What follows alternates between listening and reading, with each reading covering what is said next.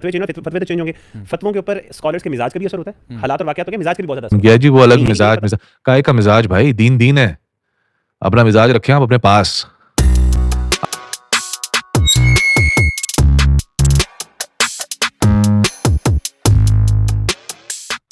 भाई वीपीएन होता क्या है? मेनली वीपीएन के 3 मेन पर्पसेस होते हैं। एक आपकी डाटा या इन्फॉर्मेशन प्रोटेक्शन होती है, बाकी मास्किंग होती है लोकेशन और बाकी दूसरी इन्फॉर्मेशन की, और बाकी आपका जो है वो डाटा इंटीग्रिटी का उसका काम होता है। अच्छा, लेकिन हमारे पाकिस्तान में जो इसका ये दूसरा वाला पॉइंट है मास्किंग वाला, आईपी मास्किंग हो गई, लोकेशन मास्किंग हो गई, ये मेनली इसी पर्पस के लिए इस्तेमाल होता है जिसको टेक्निकली चोरी या धोखेबाजी बोला जाता है भाई आम अल्फाज में। तो ये किस तरीके से ओके है, ये बात मुझे वैसे नहीं समझ आई, और इसके ओवरऑल बैन के ऊपर मेरा अपना ख़्याल ये है कि इसको रेगुलेट होना चाहिए, बिकॉज़ इसके जो बाकी 2 और इसके फंक्शंस हैं, वो ऑब्वियसली किसी न किसी तरीके से इंडस्ट्री के लिए फ़ायदेमंद हो सकते हैं। इवन ये वाला भी हो सकता है, मास्किंग वाला भी। लेकिन हमारे माशरे में, पाकिस्तान में जो इसका मेन यूज़ है, वो यही मास्किंग वाला है कि आप बेसिकली नेटफ्लिक्स के ऊपर या दूसरे ओटीटी प्लेटफ़ॉर्म्स पे या दूसरी जगहों पे आप किस तरीके से वो कंटेंट एक्सेस कर सकें, जो कि अलाउड नहीं है आपके मुल्क में। और आपके मुल्क में अगर अलाउड नहीं है, तो भाई वो आप धोखा दे के अगले को ये शो कर रहे हैं कि जी मैं फलाने मुल्क में नहीं हूँ, मैं फलाने मुल्क में हूँ, या तो ये सीधा-सीधा धोखा है। या जिस तरह से अमेज़न के ऊपर बिज़नेस हो रहा है, या दूसरे जो सारी चीज़ें जो वहाँ पे वो वीपीएन इस्तेमाल करके अपनी लोकेशन को मास्क करते हैं। Going back to the basic, मैं थोड़ा-सा बेसिक टाइप का आदमी हूँ, इस वजह से मैं वापस ज़रा बेसिक्स पे लेके जा रहा हूँ कि ये it's a huge deal as a Muslim. आप धोखा दे के काम कर रहे हैं। I don't know how that is okay. So anyway, long story short, I would say कि गवर्नमेंट लेवल पे इसको रेगुलेट होना चाहिए और बैन बिल्कुल नहीं होना चाहिए। But the problem is, video है जिसके अंदर ये राजा ज़िया-उल-हक साहब बैठे हुए हैं, कैसर अहमद राजा साहब बैठे हुए हैं, मुगीरा साहब बैठे हुए हैं, और ये लोग जहाँ पे ज़ाहिर है कि जो उनकी बात सही है वो सही है कि भाई आई थिंक इन्होंने भी इन्हीं लाइन्स के ऊपर बात की है, रेगुलेशन की लाइन्स के ऊपर, कि भाई वीपीएन को बैन नहीं करना चाहिए, रेगुलेट करना चाहिए। So that's good, but the problem is, मुझे ये बात समझ नहीं आती कि भाई आप के माशरे का आप हशर देखो क्या हो चुका है, उसके बावजूद वही सेम चीज़ों को आप डिफेंड किए जा रहे हो। कहाँ से रिलिजियस फतवे का कंपैरिज़न होता है, ये आपके जो जिसको आपने सेक्युलर फतवे का नाम दिया। 2 डिफरेंट थिंग्स, ठीक है? अच्छा, पहली चीज़ ये है कि भई कैसर अहमद राजा साहब का मुझे एक चीज़ नहीं समझ आ रही कि इनको इतनी ज़्यादा क्या डर है, या इसको कह सकते हैं नफ़रत है, या क्या है कि भाई जी लोगों को रिलिजन से भाई किसी को रिलिजन से प्रॉब्लम नहीं है, ठीक है? ये सब आपके दिमाग में बात बनी हुई है कि जी रिलिजन के ऊपर जब बात आती है, तो फिर लोग इतने क्रिटिकल हो जाते हैं या क्या हो जाते हैं, ऐसा नहीं है, ठीक है? ये आप मल्टीपल अपनी वीडियोज़ में ये बात कर चुके हो कि हाँ जी, लिबरल लोग तो ये लिबरल वो, जहाँ पे बात गलत होगी वो बात गलत है। आप बेसिकली डिफेंड ना करें, ठीक है? रिलिजियस जो रिलिजियस रेल्म है वो कंप्लीटली डिफरेंट चीज़ है, और जो पॉलिटिकल रेल्म है वो डिफरेंट चीज़ है, ठीक है? अगर अमेरिका में टिकटॉक को बैन किया जा रहा है, उसके अलग पॉलिटिकल रीज़न्स हैं। It's a completely different ball game. आप उसको कंपेयर कर रहे हैं कि जी उन्होंने भी तो ये किया है, और फिर पता नहीं इधर-उधर की आप जो मिसालें देना शुरू कर देते हैं। सिंपल सी बात है भाई, रिलिजन हमारा क्लियर कट है, ठीक है? मुगीरा साहब ने इस बात को जस्टिफाई करने की कोशिश की कि हाँ जी, फिर लोग इस तरह की बातें करते हैं कि जी पहले स्पीकर आया था, तो वो पहले हराम हो गया था, फिर हलाल हो गया, फिर तस्वीर आई थी हराम हो गई, फिर हलाल हो गई। उसके बाद फिर राजा ज़िया-उल-हक साहब ने भी जो है वो मेंशन किया जी एक टाइम पे इंग्लिश हराम हो एक ज़माने में गया। ना ये भी फतवा फ्लोट हुआ था, बहुत पहले की बात है, जब कुछ उलमा ने ना इंग्लिश लैंग्वेज पढ़ने के ऊपर भी ना इतराज़ किया था कि ये, और उस ज़माने में भी you can understand and appreciate कि जिस टाइम पे कॉलोनियल रूल था और उस टाइम पे एक हराम इवन आप देखेंगे होगा भाई, हराम हलाल क्यों हो रही है हर चीज़? It's as simple as that. एक चीज़ों के अंदर रिलिजन का काम ये है कि वो पहले सोचे बैठ के, ठीक है? पॉलिटिकल साइड का काम ये है कि वो उसको लीगल इल्लीगल कर दे, ठीक है? For the time being illegal कर दे, जब तक चीज़ें फिगर आउट हों उसके बाद उसको लीगल कर दे, सिंपल। आपके रिलिजियस जो आपकी क्लर्जी है, जो आपकी जो रिलिजियस लीडरशिप है, उसका ये काम नहीं है कि भाई कोई चीज़ आ रही है, अभी आपको समझ नहीं आ रही है क्या चीज़ है, तो हम पहले तो जल्दी से हराम इशू कर दें इसके ऊपर उसको, और फिर हम बाद में देखेंगे क्या है। इसी वजह से आपका मजाक उड़ रहा है, इसी वजह से आज हमारे माशरे का ये हाल हो गया, इसी वजह से लोग मुतनफ़िर हो रहे हैं दीन से भी और मौलवियों से भी और मुफ्तियों से भी, इन्हीं चीज़ों की वजह से कि भाई दीन हमारा क्लियर कट है, ठीक है। ऐसा तो नहीं हो सकता ना यार कि आपको पहले दीन की रोशनी में ये नजर आया कि जी स्पीकर को हराम कर दो, अच्छा अब हम जरा पढ़ना शुरू करते हैं, और फिर अच्छा अब समझ आ रहा है कि यार नहीं नहीं नहीं, दीन की ही रोशनी के अंदर अभी रोशनी सेम ही चल रही है, लेकिन अब हमें लग रहा है कि ये हलाल हो गया। That is where the problem is. दीन में कोई कंफ्यूजन नहीं है, ठीक है। ये कंफ्यूजन लीडरशिप के अंदर है।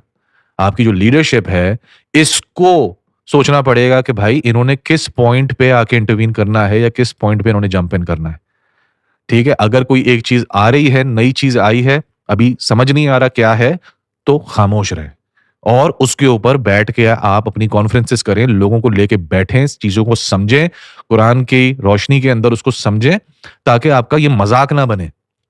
जिस तरह ये आपका मजाक इन चीजों के ऊपर आज तक बन रहा है कि जी पहले स्पीकर आया उसको हराम कर दिया, अब स्पीकर के बगैर कोई मौलवी साहब बात भी नहीं करते, तस्वीर पहले आई उसको हराम कर दिया, वीडियो शुरू होने से पहले कोई मुफ्ती साहब बात करना नहीं शुरू करते, मजाक बना दिया ना अपना। फिर उसके आगे ये कह रहे हैं कि जी अभी ये छोटी छोटी चीजों की वजह से अब कोई सीरियस बात जब आएगी तो फिर यही लिबरल क्या भाई, कोई भी ये बात करेगा कि वो ये लोग ये बात करेंगे कि देखो ये वही मौलवी हैं जिन्होंने वीपीएन हराम किया था, ये तो पागल हैं, ये तो ये हैं, ये तो ये हैं। पहले अपने अंदर भी वो देखो ना भाई, आप कर क्या रहे हो। आप खुद दीन को इस तरीके से पेश कर रहे हो कि लोग मुतनफ़िर हो रहे हैं कि यार क्या मतलब है, क्या दीन चेंज हो गया क्या? पहले जब स्पीकर हराम था तो क्या उस वक्त दीन कुछ और था क्या? या इनको समझ नहीं आई? इनको समझ इसलिए नहीं आई क्योंकि उन्होंने जल्दबाजी कर दी, बिला वजह के चौधरी बन रहे थे ये उस टाइम पे। इनको चाहिए था कि हुकूमत को बोलते कि भाई इसको अभी इलीगल करो, इस चीज को मैं मिसाल दे रहा हूं स्पीकर की, इसको अभी इलीगल करो, हमें अपना काम करने दो, let us figure this out, और फिर हम बताएंगे कि भाई इस्लाम की रोशनी में ये किधर खड़ा होता है। सिंपल। तो भाई आपका काम ये है कि आप हमारा जो रिलीजियस लैंडस्केप है उसको आप इस तरीके से रेक्टिफिकेशन की तरफ लेके जाएं, बजाय इसके ये नहीं कि चार लिबरल हेटर्स बिठा के लिबरल लिबरल लिबरल कर करके एक ही रट लगा के ओ भाई ये लिबरल भी नहीं है, I am pretty sure liberals तो आपको सुनते भी नहीं होंगे यार। आपको जो सुनने वाले हैं जिनका ना राइट से ना लेफ्ट से किसी से नहीं भाई, वो आप सबको एक जनरलाइज टर्म के अंदर लिबरल्स में डाल के अपनी बातों को आप बैठ के जस्टिफाई कर रहे हैं। भाई थोड़ा सा अकल को हाथ मारें, ठीक है। ये आपका मेन पॉइंट ही ये होना चाहिए था कि जी हमारी जो रिलीजियस लीडरशिप है उसको थोड़ा सब्र करना चाहिए, कोई नई चीज आती है उसके ऊपर रिसर्च करें, उसके ऊपर अपनी टीम्स बिठाएं, अपने एबल लोग करें अपने, जो बैठ के उसके ऊपर आपको एक वर्ल्ड व्यू दे सकें, आपको एक रियल व्यू रियल पिक्चर दिखा सकें, फिर जिसको आप अपने लिए अपने इल्म के हिसाब से और अपनी हर चीज के हिसाब से, ताकि आपका मजाक ना बन सके जो ये बात कर रहे हैं कि जी अब डाउन द रोड कोई सीरियस मैटर आएगा तो ये उसी तरीके से बोलेंगे अरे ये तो वही मौलवी हैं जिन्होंने वीपीएन को हराम किया था। तो ये तो होगा आपके साथ अगर आप इस तरह से जो है बात बात पे कूद जाएंगे। ये तो आप अपनी कमजोरी दिखा रहे हैं ना।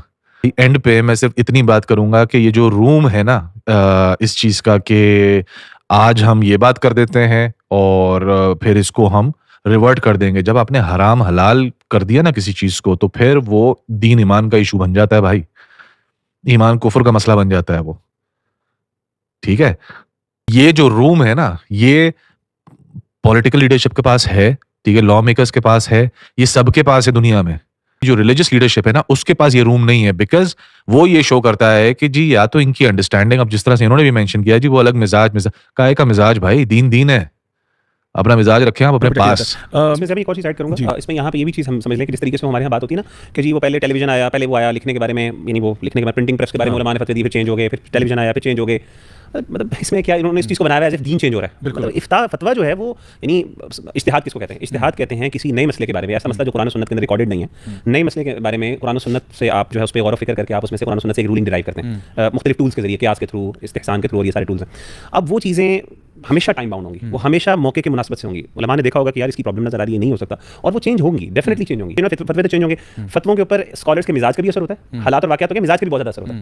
यानी यही एक फतवा जो सऊदी अरब के कॉन्टेक्स्ट में होगा, हो सकता है वो यूएस के कॉन्टेक्स्ट में बिल्कुल एप्लीकेबल नहीं होगा, स्कॉलर्स नहीं देंगे, और एक स्कॉलर हो सकता है वो एक डिफरेंट फतवा दे रहा है, कोई दूसरे का मिजाज जरा फर्क है, वो फतवा दे रहा है। यही आपने कुरान की रोशनी में रह के आपने अपना वो बताना है, आपका मिजाज चाहे कुछ भी हो, ठीक है? अपने आप को दीन के आगे मत खड़ा करें आप आके।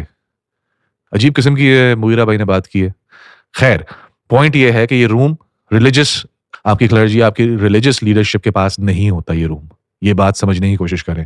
और मैं ये क्यों कह रहा हूं कि हमारी जो रिलीजियस लीडरशिप है उसके पास ये बैक एंड फोर्थ करने का ऑप्शन नहीं है, लेकिन बाकी सब पॉलिटिकल हो गए या लॉ मेकर्स हो गए, जो भी हो गए, उनके पास ये ऑप्शन है, बिकॉज कि हमारा दीन क्लियर कट है, ठीक है, और हमारा फर्म बिलीफ है कि ये वर्ड ऑफ अल्लाह है, तो इसके अंदर कोई कंफ्यूजन नहीं है। प्रॉब्लम ये है कि दीन में कोई कंफ्यूजन नहीं है, दीन वालों के अंदर कंफ्यूजन है, जिसकी वजह से दीन भी और मुसलमान भी सिवियरली एडवर्सली अफेक्ट होता है, दुनिया में भी और इंटरनली आपस में भी।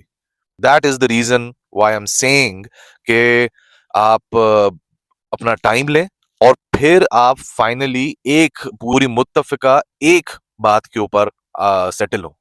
और ये बैक एंड फोर्थ करने से आप सबकी अपनी भी और मुसलमानों की एज अ होल भी क्रेडिबिलिटी एडवर्सली अफेक्ट करते हैं, दुनिया में भी और आपस में भी। इसी वजह से इश्यूज आते हैं।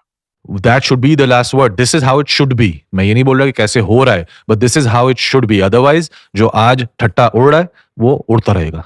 मिलते हैं नेक्स्ट वीडियो में। Thank you so much.